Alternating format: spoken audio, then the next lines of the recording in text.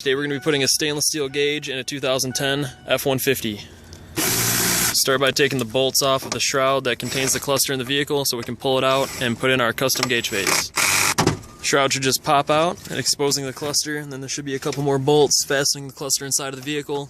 Just screw those out real quick, and then we should be able to pull out our cluster in no time. This whole process to get the cluster out just takes a few minutes, and anybody can do it. Very easy.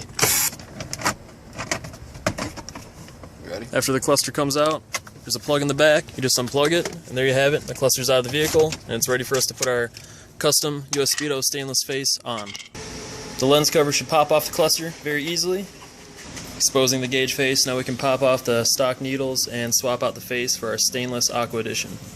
Spin the needles to the downward position and mark them with a Sharpie so you can put the needles in the correct position when we put on the new face. The gauge face will just peel right off the cluster.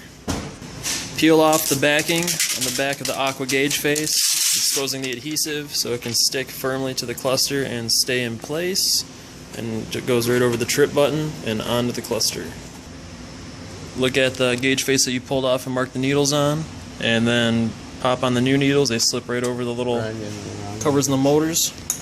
Return the needles to the position that's marked on the gauge face. Pop right on and just twist right to the same position. After all the needles are put back onto the cluster, we can pop the lens back on and get ready to put it in our vehicle. And there's our stainless steel Aqua edition in the 2010 Ford. Now we can put it back in our car and give it that awesome custom look. Now that we have the Aqua installed into the cluster, we can go ahead and put it back in the vehicle. Put the key in the off position as far off as it can go, and then plug the cluster back in. You're going to want to start the truck up and make sure all the needle sets are correct once the truck is running.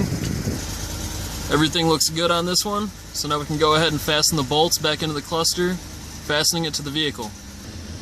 And now the cluster is back in the vehicle, and it's fully installed and ready to go.